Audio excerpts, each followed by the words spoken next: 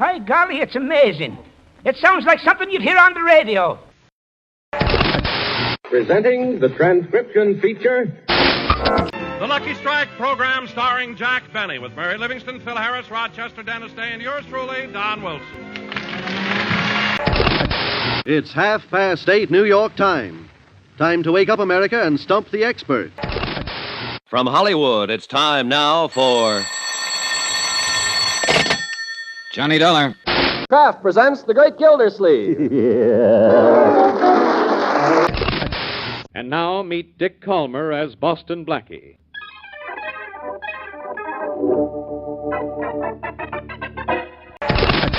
It's the Phil Harris Alice Faye Show, presented transcribed by the makers of Rexall drug products. And now it's time to meet the men from the ministry.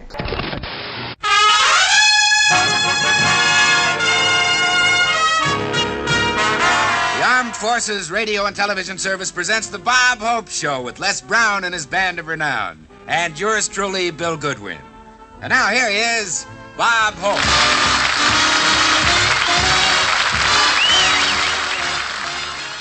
Greetings, I'm Kevin Lauderdale. For our comedy, I'm going to give you two 15-minute episodes of the ultimate domestic comedy, Vic and Sade. Vic and Sade ran most of its life as a 15-minute daily show from 1932 to 1944. It came and went after that, and there was even a TV adaptation. Its comedy is very dry. It centers on the minutiae of everyday life, like how to put up your front porch swing, or how to solve a particular algebra problem. I would not be surprised if Seinfeld was heavily influenced by Vic and Sade. Art Van Harvey plays Vic, Bernadine Flynn, his wife Sade, and Bill Idelson, their teenage son Rush. The three live on Virginia Avenue, in an unnamed state in the small house halfway up the next block. It's all very generic and idyllic. The show was created by Paul Reimer, who wrote every episode. That's 3,000 shows. That'll be the equivalent of 1,500 half-hour comedies. That's an amazing amount. Who are these people? Vic is chief accountant at the Consolidated Kitchenware Company, plant number 14. He's also a member of the Sacred Stars of the Milky Way, a fraternal lodge. Reimer was born in Bloomington, Illinois, so we can assume Vic and Sade's town is inspired by that. Ray Bradbury was born in Waukegan, Illinois, a fairly similar small town. And Bradbury often said that when writing about small towns, as in his novels Dandelion Wine or Something Wicked This Way Comes, he was influenced by their world as portrayed in Vic and Sade, as well as his own memories. One of the things I really like about the show is how highly stylized the language is. People use intentionally over-formal and convoluted phrases. Everyone calls everybody else by a variety of nicknames. I don't really have any notes. Everything is self-explanatory. Here are two episodes, Vic and Sade, from November 14th, 1939, Tearing Down a Three-Story Brick Building, and from June 2nd, 1940, Mr. Chinbunny Wants to Smoke Cigars. Well, sir, it's late afternoon as we enter the small house halfway up in the next block now, and here in the living room we find Mrs. Victor Gook and young Mr. Rush Gook. Mrs. Gook sits near a window darning socks while her son, freshly arrived from school, flings himself acrobatically on the Davenport. Listen. You'll break that. No. Will, too. It's getting old. Can't stand such treatment. I never land on it in a vital spot, Mom. My body hits it at an angle where the springs can absorb the shock. Davenports don't grow on trees, remember. Cost lots and lots of money. What you been doing since school? Shooting baskets over in Bluetooth Johnson's backyard. Need me for something? Walked up the alley with Mr. Gifford just now. We got in conversation and doctored up a scheme that's so important, your shoes will sink right through the sidewalk.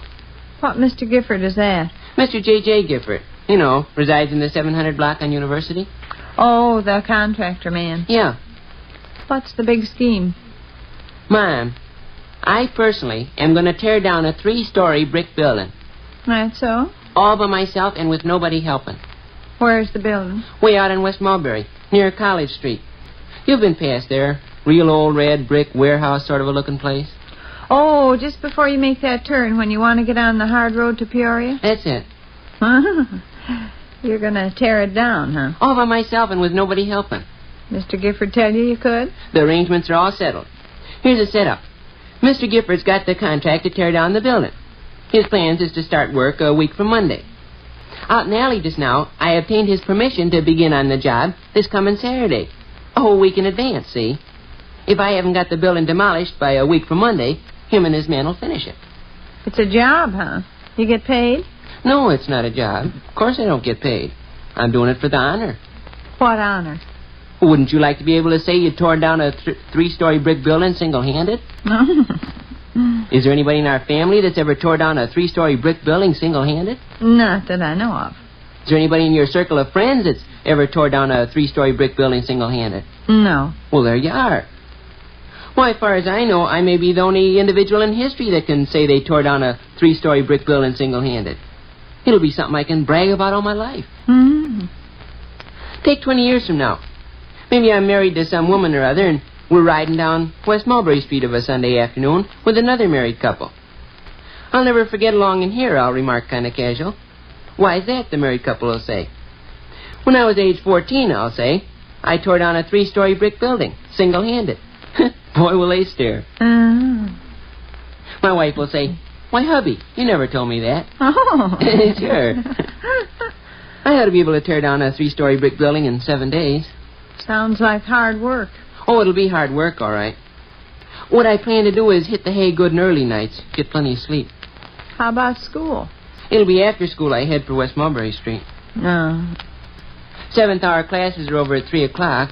I'll come right home and change my clothes. Of course, I'll have to pitch right in. Won't have any extra minutes to fool. How does a person go about tearing down a three-story building? Give it a kick? Oh, there's dozens of ways to begin. Some authorities enjoy starting at the roof and working down. Others recommend starting in the basement and working up. I haven't decided what I'll do yet. Have to sleep on it.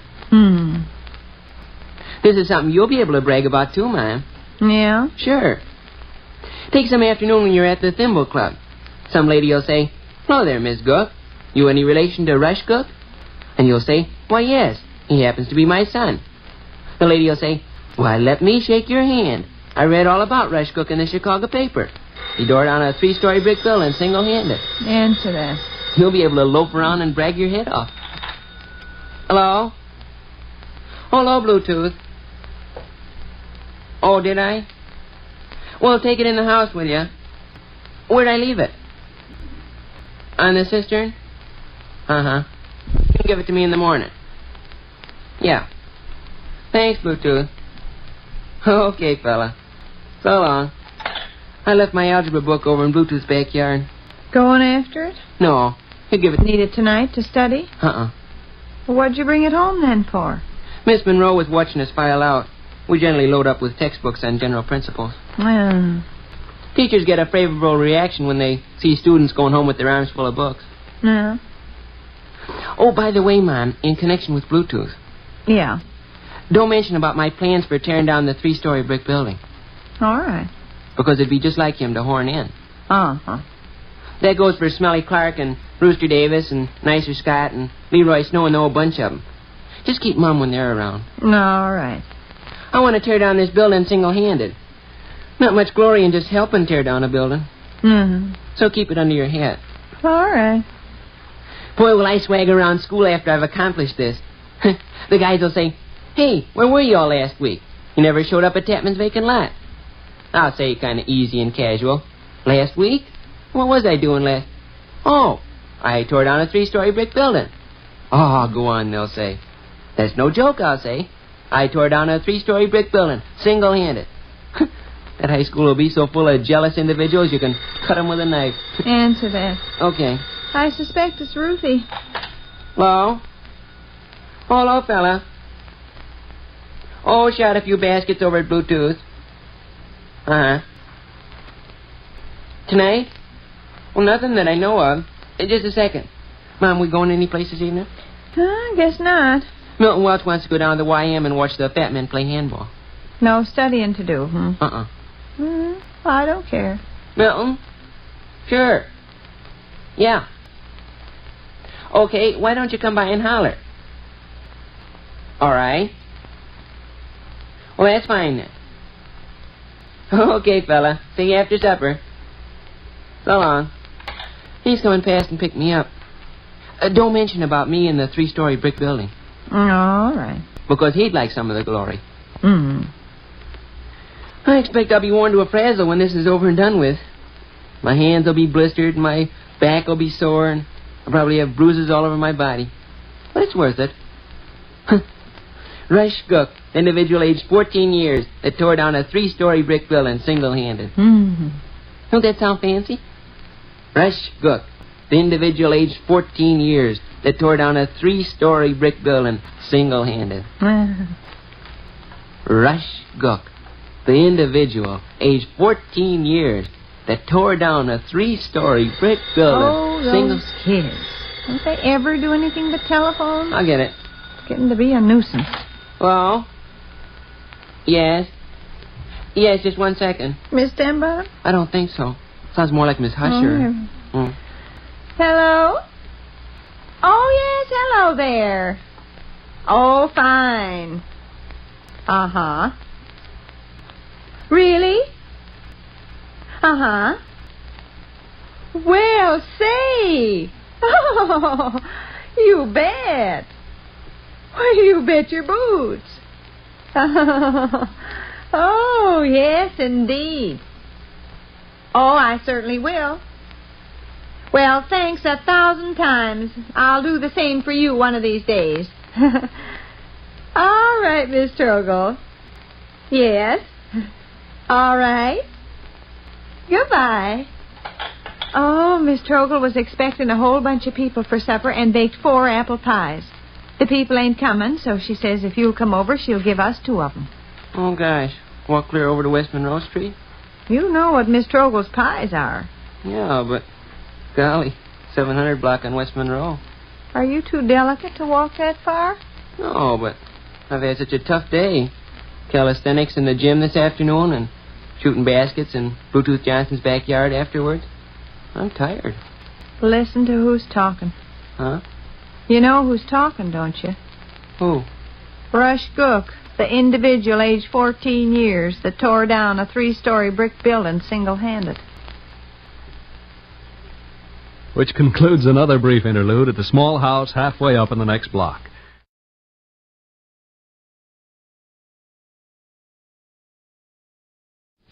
And now, get ready to smile again with radio's home folks, Crisco's Vic and Sade. Well, sir, it's early evening as our scene opens now, and here in the living room of the small house halfway up in the next block, we find Mr. and Mrs. Victor Gook. Vic is established in his easy chair with a newspaper, while Sade, who occupies a corner of the Davenport, reads a book. And now, a silence of some duration is broken. Listen. Oh, ish. It's ready. Oh, this trashy novel of Rush's. Hey, Lieutenant Stanley? Yeah. Hey, Lieutenant Stanley's a baboon. It's Lady Margaret that makes me tired. What's she up to? Oh, always blushing and waltzing around and hiding her face behind her fan and glancing coquettishly down at her fashionable French spats. Well, here. You never heard such junk. The beautiful woman pinkened. She stooped over quickly and pretended to adjust her fashionable French spats. She didn't want the handsome young officer to see her shining eyes and quivering lips. "Give me 8 kisses, sweetheart," breathed Third Lieutenant Stanley. And his manly... Hi. Oh, golly, what silliness. Yeah. Third Lieutenant Stanley and Lady Margaret don't either one of them act very bright. No. Mr. Chinbunny telephone? Who? Mr. Chinbunny. Nobody telephone. Mr. Chinbunny will telephone pretty soon. What for? He's anxious to get in touch with Gov. Why? Well, sir, by George, it's quite a thing. He's going to ask you to teach him how to smoke cigars. Oh, go on. Absolute fact. I'll bet $9 the telephone rings within the next 10 minutes. Smoke cigars? Yep. I just got all the information from Heine Call. Mr. Chinbunny's attending a meeting of Illinois high school principals in Chicago this coming Saturday, and he wants to be able to whip out big black cigars and puff away on them like an old-timer. What's the idea? Same old idea he's always working on. He's desirous of having people think he's older than he is. Oh. He figures cigar smoking will give him a more mature appearance. Sure. Sure. You understand Mr. Chinbunny's position, don't you? He's very, very young to be principal of a big high school, and it's got him worried. He's scared the Board of Education will throw him out on his ear and hire an older fella. Oh, my. That's why he wears spectacles he don't need and shaves the top of his head to have a bald spot. Mm-hmm. That's why he walks so stiff and straight and keeps that stern expression on his face. He wants to look old. Sure. And I'm scheduled to bolster up this maturity by initiating him into the cigar smoking habit, huh? Exactly. See, he's attending this meeting in Chicago next Saturday. He'll meet a lot of other high school principals, and he'll also meet important big shots. He's anxious to impress them important big shots. Cigar ought to do it. He don't want to be considered any young kid. His idea is to whip out big black cigars and smoke away like a steam engine and show everybody he's knocked around the world plenty and understand what's what. I didn't think teachers smoked. Well, they don't smoke around the school building or in public, but what they do at home is their own business. No. Be plenty of them smoking in Chicago next Saturday. Mm. Well, Mr. Chinbunny's never smoked in his life. But he's got this idea. So the thing to do was find somebody to teach him to smoke. He consulted Frida. Frida suggested you go. I don't know as I'm flattered particularly. Being recommended as a good guy to teach people to smoke puts me in the light of a guy that's a slave to nicotine. No. You say Chinbunny's going to phone me this evening? I'm surprised he hasn't already done it. He's crowded for time, see? He's only got 3 days to contract the cigar smoking habit. He wouldn't want to go up there to Chicago and botch the job. He wouldn't want to give himself away by handling his cigar awkward. Or getting sick. Yeah, or getting sick. I'm just wondering how I'd go about teaching a guy to smoke. Well, there's nothing to it, is there? All a person has to do is puff. It's the refinements Mr. Chinbunny's after. Refinements? You know, the technique. Say, for instance, he's sitting in the hotel lobby next Saturday, maybe having a chat with the president of the Board of Education from Moline or someplace. All right. Pretty soon, very easy and casual, he says, "Beg pardon, Mr. So-and-so, but do you mind if I light up a cigar?" "Not at all," says Mr. So-and-so, glancing up in admiration. Mr. Chinbunny reaches in his pocket and produces a big black rope as thick as your arm. He scratches a match and draws in a couple bushels of smoke and blows it out like a furnace. "Ah, that's better," he says, leaning back in his chair. Mr. So-and-so watches him with approval. "By George, that boy's been around," he says. Chinbunny didn't paint you that picture, did he? No, just some thoughts of my own. I wondered. I think mainly what he'll do, Gov, is have you sit around smoking cigars while he studies your various movements. He appreciates you're a cigar smoker from way back, and he'll attempt to memorize every motion you make and then imitate you. Is he going to furnish the cigars? Yes, he is. Looks like Mr. Chinbunny and myself will have gay times. He better take it easy the first 19 or 20 cigars, hadn't he? Yeah. Otherwise, he'd run the risk of getting sick. He's in for a few uneasy moments, whatever he does, I think. He's never smoked in his life, you say, Willie? Not once. Oh. And after this meeting on Saturday's over, he plans to give up the habit. It can't get a very strong grip on him in just 3 days, can it? I don't imagine so. However, there's always the chance he'll take to tobacco like a duck takes to water. Won't I feel fine, though, if after I've taught him to smoke, he becomes such a devotee of Lady Nicotine, he leaves his family and quits his job, and I'm to blame for the whole miserable affair. There you are, Mr. Chinbunny. Okay. Maybe you hadn't better mention I tipped you off to this. Okay. Act like it's a complete surprise. Oh, he's nothing but a big overgrown kid, that Chinbunny. Asking a person to teach him to smoke. Goodness, might as well ask somebody to teach him to tie a shoe. Hello? Oh, hello there. Why, I wouldn't be the least bit surprised, Dr. Sleech. Just a second. There's some woman on the telephone that claims her name is Chinbunny. 500? Yeah. Sure, invite him over. I'm sorry, Ruthie, but Sadie says you and your big ox of a husband make her sick to her stomach. Okay. Tell him I can whip him with one hand tied behind my back. Yeah. No, come on over, Ruthie. No, not a thing. Just sitting here with our teeth in our mouths. Okay, fine. Fine, Ruthie. We'll be looking for you. You bet. Bye. How soon? Oh, 15, 20 minutes. Fred has to pump up a couple of tires. I changed my shirt. Oh, Well, put on shoes anyway. God, with Fred and Ruthie coming over, how you Where gonna... do you get that Fred and Ruthie stuff, Rush? With Mr. and Miss Chinbunny coming over, how you gonna teach Mr. Chinbunny to smoke cigars? I forgot about that. He'll be telephoning directly. Well, heck, you said all he wanted to do was watch me. He can sit on the Davenport and watch me smoke cigars till he's blue in the face. Till you're blue in the face. He's nothing but an overgrown kid, that Chinbunny. He's scared of his job, Mom. He's afraid the Board of Education will fire him from being too young. He's always on the lookout for angles, see? Mm-hmm. Angles he can follow up and give the human race the impression he's a lot older than he is. And by George, seems to me this cigar smoking stunt is a pretty doggone smart angle. Maybe I'll establish a cigar smoking college. Set up a regular curriculum and take in students at $40 a semester. Now, let's see. The first lesson will read, insert cigar between thumb and forefinger. Open mouth and convey cigar... There you are, Mr. Chinbunny. Was Mr. Chinbunny last time. You answered. Okay. Might be Ruthie calling back to say all the tires are flat. Why won't Fred buy new ones? Hello? Yes? It's him. Why, yes, Mr. Chinbunny. I believe he is. Hold the wire a second, please. Okay, Jeff. This is really on the level, huh? I assured you it was on the level. Yeah, but it sounds like a figment of somebody's imagination. Here, he's waiting. Shall I tell him he can come over, say? I don't care. Hello? Oh, yes. Just fine, thanks. And yourself? Huh?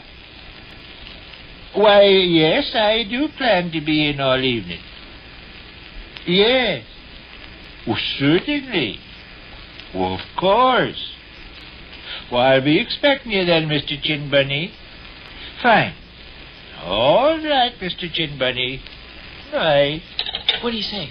Asked me if I planned to be in all evening, and then wanted to know if he could drop by and see me on a certain matter. Uh-huh. He's desirous of cultivating the cigar-smoking habit. Oh, such silliness. No, by George. Instead of such silliness, it's a case of such smartness. Why, look. Say, for instance, Mr. Chinbunny's up there in Chicago, chewing the rag with Mr. So-and-so, the president of the East St. Louis Board of Education. Mind if I torch up Mr. So-and-so? Not at all. And then Mr. Chinbunny whips out a stogie as big as your leg. He blows out an enormous cloud of black smoke. I feel better now, he sighs. Mr. So-and-so from East St. Louis watches him with great round eyes.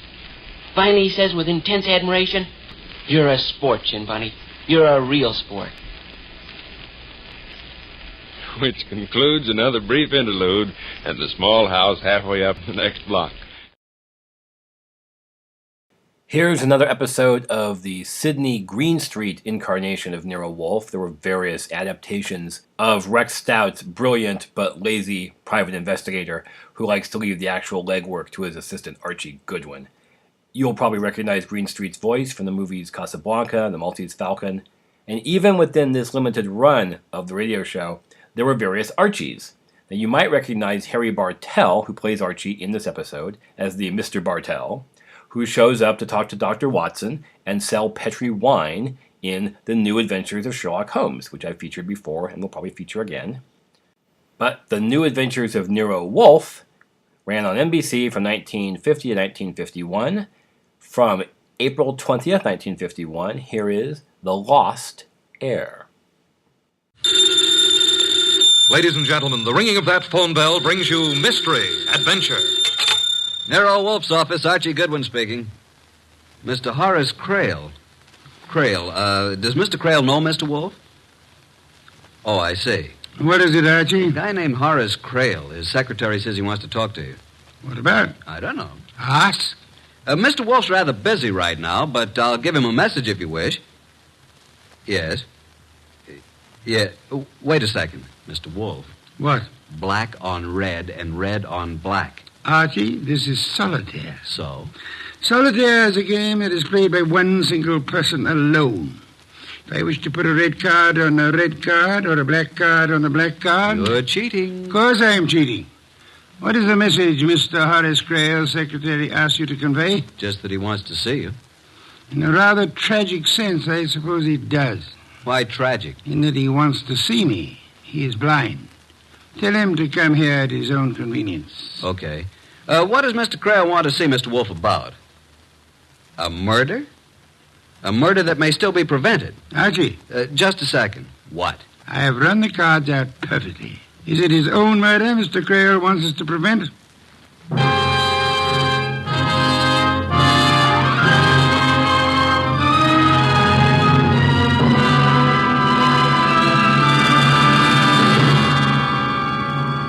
Ladies and gentlemen, it's that renowned genius who is the bulkiest, bulkiest, most ponderous, and most brilliant detective in the world. Yes, none other than that chair-borne mass of unpredictable intellect, Nero Wolfe, created by Rex Stout and brought to you in a new series of adventures over this NBC network in the person of Mr. Sidney Greenstreet.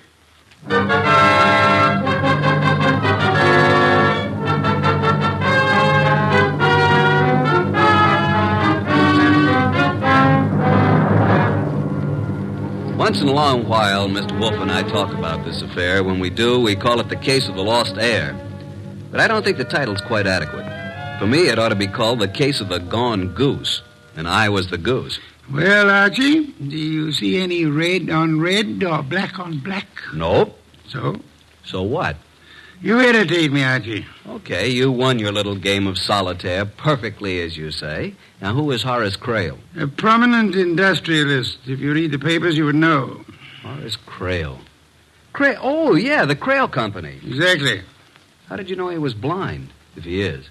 The papers have carried the story. The headlines read, Blind Father Welcomes Lost Daughter. Oh, yeah, I remember. A few days ago, there was a picture, too. I thought you'd remember the girl at least. Well, if it's the one I remember, I remembered. Archie. Oh, well, it probably isn't true. By the way, let me tell you what I found out about the facts of life. The door, Archie. Mr. Crail is here to see Mr. Wolfe. Oh, yes, come in. This is Mr. Crail. I'm his secretary, Hugh Gaines. There's a step here, Mr. Crail. Of course. Who is this man? I'm Archie Goodwin, Mr. Wolfe's assistant. Mr. Wolfe's waiting for you. Where is Mr. Wolfe, Mr. Goodwin? I led the way. The blind man and his secretary followed. Mr. Horace Crail was tall, thin, white-haired. His face was heavily lined, but the lines were not those of care or worry. He wore very dark glasses through which he might not have been able to see, even if he had had his sight. Hugh Gaines, the secretary, was in his late 20s, surprisingly young and surprisingly handsome for the kind of a job he had. I led them into Mr. Wolfe's office, made the introductions, and sat them down. Well, Mr. Crail, what can I do for you? As you see, Mr. Wolfe, I'm blind. Need I say you have my deepest sympathy? I don't give a hoot for your sympathy, Mr. Wolfe. Though, thank you, of course. I mention my condition merely because it affects the position in which I find myself. Go on. You. Yes, Mr. Crail? Tell Mr. Wolfe about my daughter. Oh, incidentally, Mr. Wolfe, I asked my secretary to do this because in this way you will get a first-hand account. Now, let's see. A few days ago, Tuesday to be exact, at about 3 o'clock in the afternoon, a young woman walked into the house and said she wanted to see her father. I spoke to her myself. She said her name was Magda Crail. I asked her certain questions. Why, Mr. Gaines? He asked her questions because he thought, and I thought, that my daughter died 13 years ago. Oh, either the girl who came back to me is my daughter, or she is an imposter, and she belongs in jail.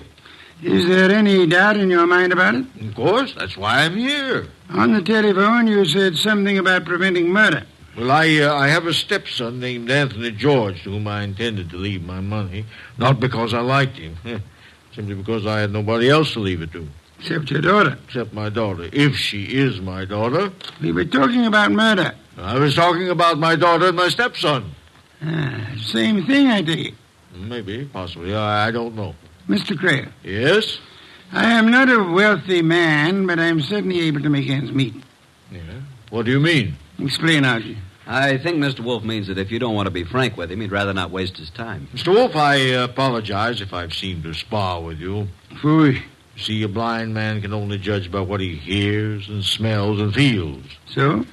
Oh, so I must be a little more cautious than I would have to be otherwise. I'm sorry, Mr. Crail. Patience is not one of my virtues. Now, about your daughter, or your non-daughter. What's her name? Magda. She calls herself Magda Crail, which, of course, was my daughter's name. What makes you think she isn't your daughter? Well, $10 million, partly. Once again, Mr. Creel? My estate may be worth more than that, but surely not less. You? Surely not less, Mr. Krell. Rather more, I should say. Yes, 10 million might have some appeal to an ambitious girl, eh, Archie? Sure, but I'm not a girl, and I'm not ambitious. Nobody could accuse you of either fault. Mr. Creel, we are getting nowhere. Either you tell your story from the beginning or take it somewhere else.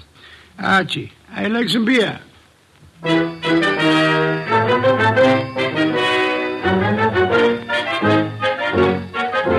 When I went out for the beer, the kitchen was a mess, and incidentally, I saw what was being prepared for lunch.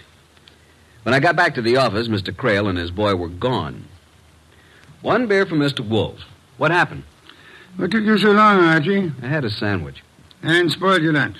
You know what you're having for lunch? Of course, I planned it. Baby octopus. Delicious. I'll take your word for it. What happened to the blind tycoon? Get your book, will you, Archie? I want to give you a few notes. Oh, just a second. Okay. Item. You needn't repeat everything after me. Yes, master. Item. Horace Creel was born blind. Item. His wife and their 6-year-old daughter, Magda, disappeared in their private plane 13 years ago. Magda returned last Tuesday. Item. No matter what he says to the contrary, Horace Creel is afraid he's going to be killed. I think Mr. Creel is right.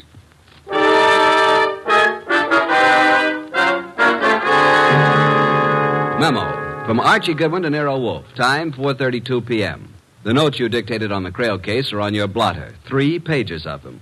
You are with your orchids. I am on my way to the Creel domicile to meet the other characters in this turgid drama. As per instructions, I will bring them here if possible. Love, Archie.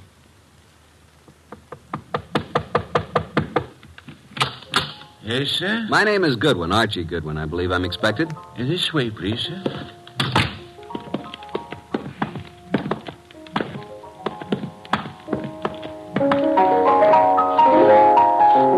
Yes, sir? Thanks. Hello. Don't tell me you're Nero Wolfe. Not by a couple of £100. I'm Archie Goodwin, his assistant. Well, I'm Magda Creel. Nobody's assistant.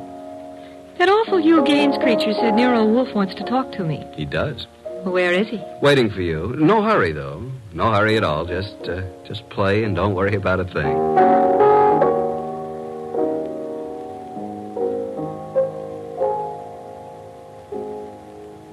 Black hair, green eyes, skin like a magnolia petal. Beautiful, beautiful. While she finished what she was playing, I watched her. Beautiful.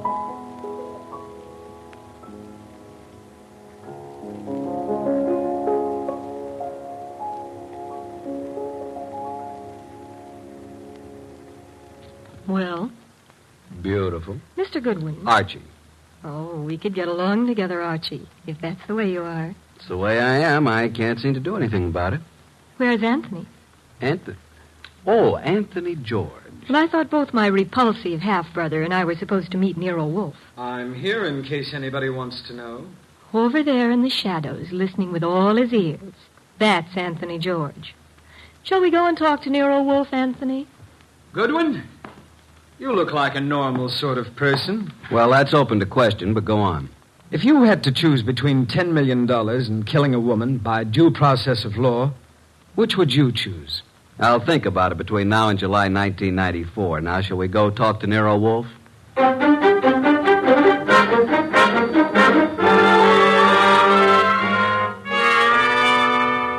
Miss Creel. Yes, Mr. Wolfe.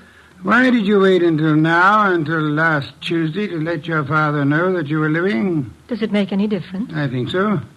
13 years ago, I was 6. What she means is that she was 6 when she died. But I didn't die, Anthony Sweet. Obviously. But Magda Creel did, with my mother. His mother.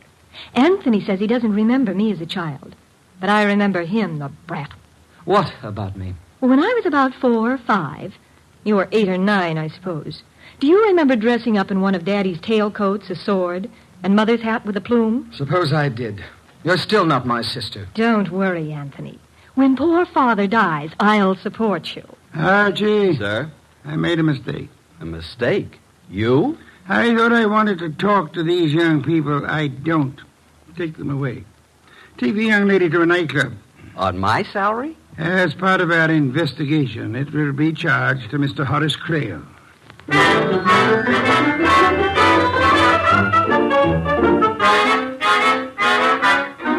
It was no hardship at all. In fact, it was a pleasure. We dropped Anthony George off at the Crail place, and Magda and I went on. And on. You're a wonderful dancer, Archie. You can't make enemies that way, honey. Archie, why did Mr. Wolfe want you to take me out? To find out whether you really are Crail's daughter.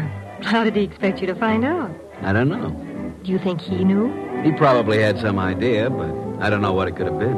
Honestly? Honestly. Archie, do you think I'm telling the truth? No. But wait a minute, baby. I don't think you're lying either. I just don't think. Give me my handbag, Archie. Thanks. I've got something here that might interest both you and Mr. Wolfe. Here. Those are snapshots that were taken of me before I was 6. Ah. Yeah, cute. Now look at me. Beautiful. Beautiful. Well, can't you see those pictures are of me? Kids that young all look the same to me, but suppose they are pictures of you. What of it? Well, just this. I found them in one of Mr. Crail's old photograph albums. My father, I mean. Oh, here's something. Well, one lying on my tummy on the white bearskin rug. All babies get their pictures taken that way. Here, give it to me. Wait a second. What's this mark under your shoulder blade? It's a little birthmark, like a strawberry. Yeah, it's clear.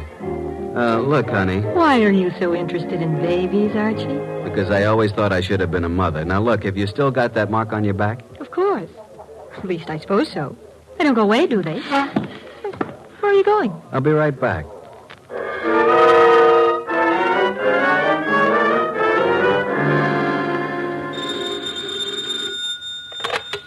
Nero Wolfe speaking. Archie Goodwin. I'm with Magda Crail. No doubt. What? No doubt, I said. But never mind. What do you want? Want to ask a question. Go on. You don't think Magda's Horace Crail's daughter, do you? I don't think anything. You're stealing your lines from me. Never. All right, then, no. I don't think the girl is Crail's daughter. That's just what I hoped you'd say. Why, Archie? Because for once you're wrong. She's pretty, isn't she? Yes, she is. Also, she's got a birthmark. You have seen it? No, but nobody's going to be fool enough to claim a birthmark that isn't there. It's too easy to prove. Good night, Archie.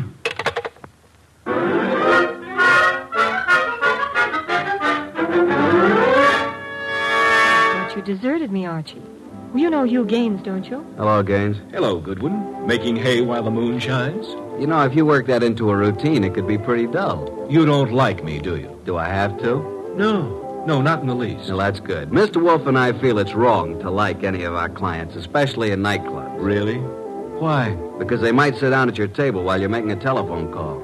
Oh, I'm sorry. Never mind. Finish your drink. Once again, I'm sorry. Forget it. Mr. Crail seems to think that Magda's trying to rook him. Apparently. What do you think? Boys, I'm here too, you know. Quiet. What do you think, Mr. Gaines? Well, to me, it's a matter of no importance one way or the other. As for Mr. Crail, what he wants is absolute proof.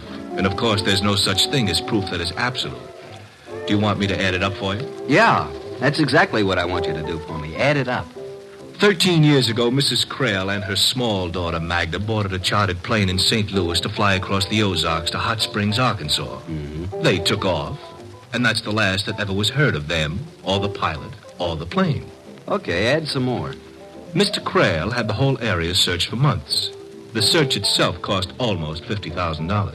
And the plane was not found. They finally decided that it must have fallen into the Mississippi, where it would sink to the bottom and stay forever. Now, wait a minute. Magda. Yes, Archie?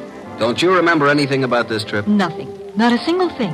The last I remember is Mother putting me to bed in a strange city, in a hotel. And that's all. Okay, what's the next thing you remember? Archie, dear. Yeah? Didn't my father go over this whole business with Mr. Wolfe? I suppose he did. Then do we have to do it again?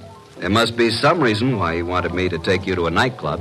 Because I might say something I haven't already said 100 times? Maybe. What's the next thing you remember after your mother put you to bed in a strange city? Archie, I have a confession to make. This I believe. Go ahead. $10 million is a lot of money. So I've been told. I don't really remember a single solitary thing before I was 6 years old and going to school in Rogers, Arkansas. Not Anthony George wearing tails and a sword? It was one of the pictures in the album. Not your mother putting you to bed in a hotel in St. Louis? $10 million, Archie. So you're not Magda Crale? Well, of course I'm Magda Crale. Oh, I may have tried to make the story sound a little more convincing than I should have. But I'm Magda Crale just the same. How could I be anybody else? So far, I can't see why you shouldn't be anybody else. Miss Crale will now bring up the matter of the diary. Won't you, Miss Crale? The diary? Oh, you don't know. Then Mr. Wolfe has told you nothing at all about this case, has he? He probably told me all I needed to know. What about a diary? Well, you see, Mr. Goodwin, Miss Crale's memory begins at about the happy age of 7. A black-haired, green-eyed, pigtail brat named Maggie Lomax. Only child of Walt and Mabel Lomax of Rogers, Arkansas. Am I correct, Miss Lomax? Miss Crale, I mean. He's a sarcastic character, isn't he, Archie? That he is. What about this diary? To cut a long sob story short, Walt and Mabel Lomax died in an automobile accident a few weeks ago, leaving only Maggie. Take it from there, Maggie. There was no money. I looked through the house to find anything I could sell, and I came across a hidden box. The diary was in the box, along with some clothes that might fit a 6-year-old girl. The clothes look like what the girl was last seen wearing. How do you know? Well, there's a photograph in one of Mr. Crale's albums taken in St. Louis the day before the flight.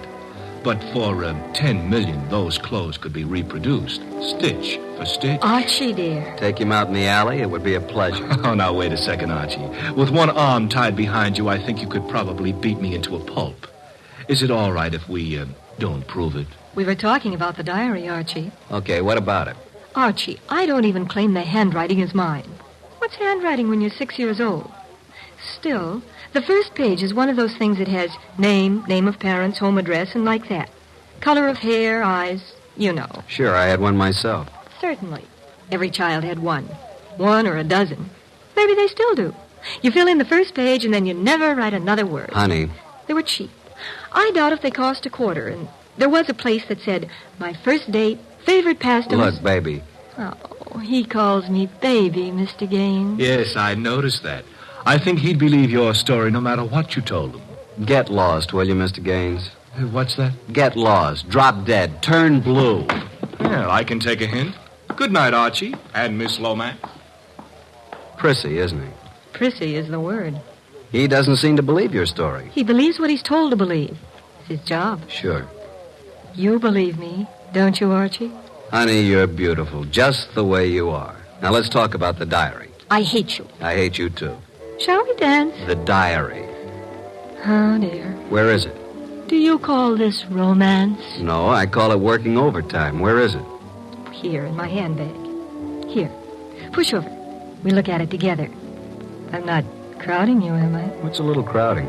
Cozy, isn't it? Now, look at the cover first. My diary, 1934. I suppose somebody gave it to me for my 6th birthday. Let's just not suppose anything, shall we? All right, Archie. Page 1. Name, Magda Crale. Date of birth, October 11th, 1928. But you read it. Or can you read? Anything you can write, honey. Date of birth and so on. Father Horace Crale, Mother Mabel Crale. Hair black, eyes green. My favorite pastime, playing with dolls. Playing has a Y in it. You know what I think, Archie? You wouldn't call that writing, would you? Not real writing. It's more like printing. I think my mother guided my hand when I wrote that. Yeah, that's the way it looks, all right. Well... Dance now? Dance now. While we danced, while I held that disturbing girl in my arms, I tried to believe the case was just as simple as it seemed. Somehow she'd survived a plane crash, a head injury, and then a normal life with a couple who naturally wouldn't tell her that she wasn't really theirs. I tried to believe it. I was trying hard when... Archie, don't look. But there's Anthony George. Oh, yeah, alone in the corner. You've had a lot of experience, Archie. Do you think he's a killer? A what? Do you think he'd commit murder? I don't think anything about him, but why should he? For $10 million? I see what you mean. Are you worried? Not with you around, Archie. Not with you around.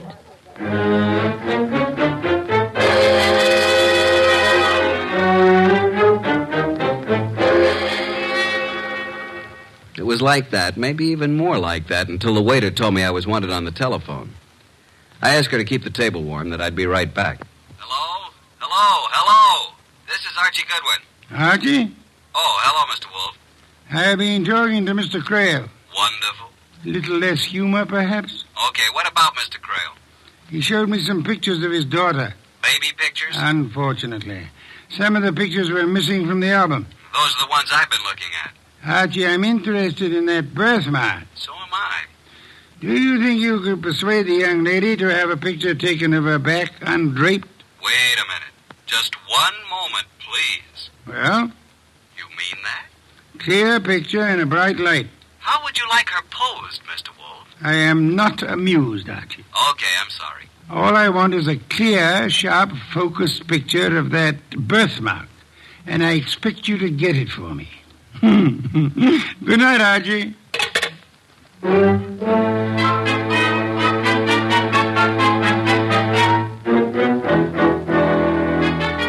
Hello again. Dance? No.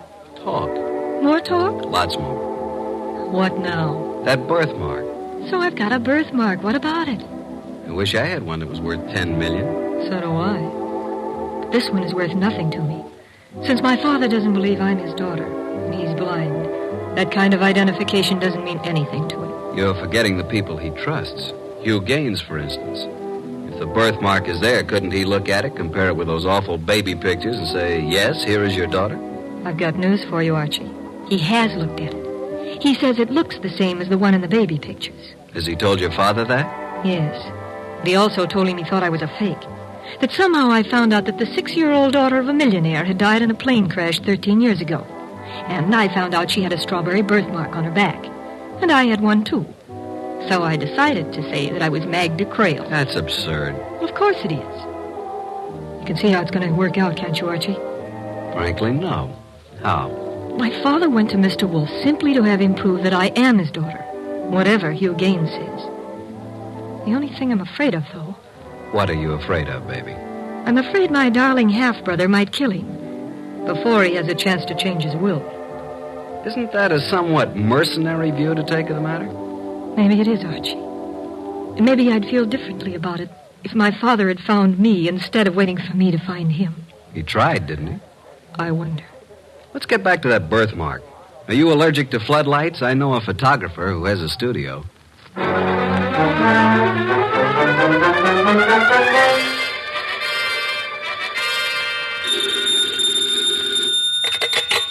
Confound it, Archie. How did you know it was going to be me? Because nobody else would dare to call me this late.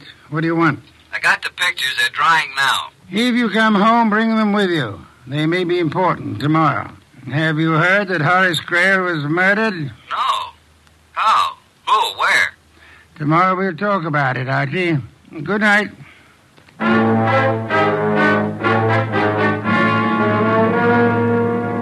At 4 p.m. the next day, there was quite a lot of confusion in Nero Wolfe's office. At his direction, I'd set up a picture screen at one end of the room, and on his desk at the other end, a rather strangely constructed projector. At 4:30, the guests arrived. Magda, Anthony, George, Hugh Gaines, and, of course, Inspector Kramer, ready to make an arrest if he could figure out whom to arrest. Hello, Inspector. Hi, Goodwin. Magda, Anthony, George, Hugh. Yeah, what's this all about? What's going on, Archie? You got me, Inspector. I think Mr. Wolfe wants to show slides of his trip to Yellowstone Park. But here he is. Ask him. Oh, say, Wolfe, you want to know what I think? Not in the least, Inspector. Sit down somewhere, won't you? Archie, will you turn out the lights? Thank you. Now, this is a picture of Magda Creel lying on her stomach at the age of 6 months. I changed the focus so, and we have a close-up of a birthmark. A smooth discoloration that looks as if it might have been painted on. Now, look, Wolfe, you said if I came here, you'd give me the guy who killed Horace Creel, and you show me a picture of a baby's back. Inspector, if you open your mouth again, I may not keep my promise. Go ahead. While we look at this enlargement of a birthmark on baby's back, let us remember that the late Mr. Horace Creel was blind and never saw it.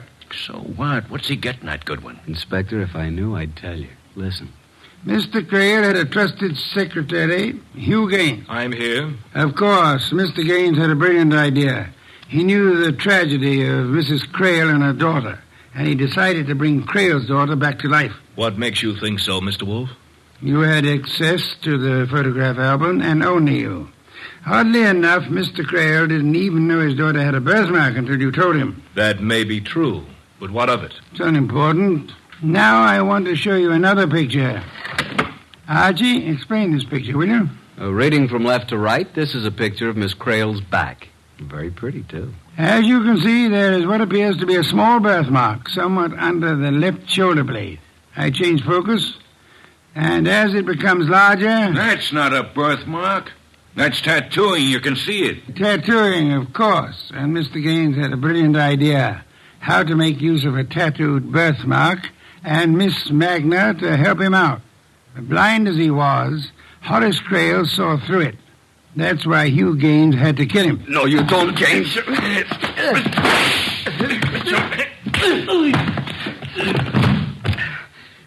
Mr. Wolfe. Mr. Wolfe, you all right? Of course I'm all right. Well, Inspector Kramer, Mr. Gaines is your man.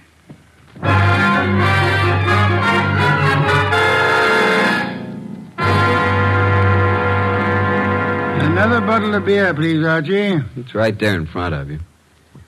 You know, I was thinking, a girl can get herself tattooed, can't she? Is that a crime? What does it prove? Archie, have I ever told you I love you? I'm going to bed. Good night, Archie.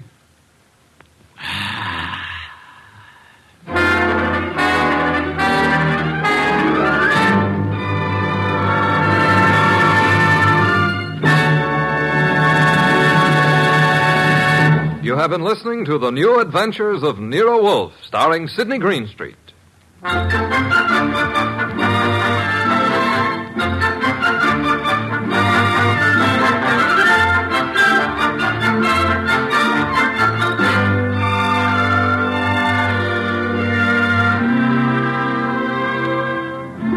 Tonight's transcribed story by Mindred Lord was based on the characters created by Rex Stout. This is an Edwin Fadiman production, produced and directed by J. Donald Wilson.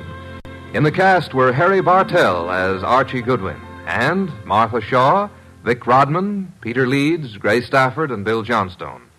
Next week at this same time, Nero Wolfe and Archie will bring you the case in room 304. Don Stanley speaking. 3 chimes mean good times on NBC. This Sunday, the glamorous and unpredictable Tallulah brings you another hour-and-a-half broadcast of The Big Show, starring Fred Allen, Judy Holliday, Joan Davis, Fran Warren, and many more. And this Sunday's Theater Guild on the Air production is the Broadway comedy The First Year. Starring in this Theater Guild presentation are Richard Widmark and Katherine Grayson. Remember, Tallulah Bankhead stars in her wonderful Big Show Sunday on NBC.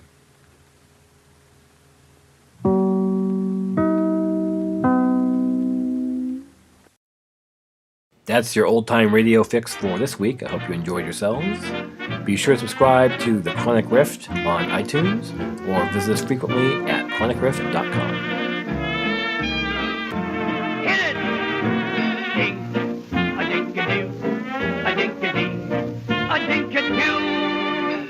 What a voice. What a voice. Simply means ink. A dink-a-doo. A dink-a-dee. Good night, folks. Signing off. I don't want to hear no more about it. And give me back my cigar.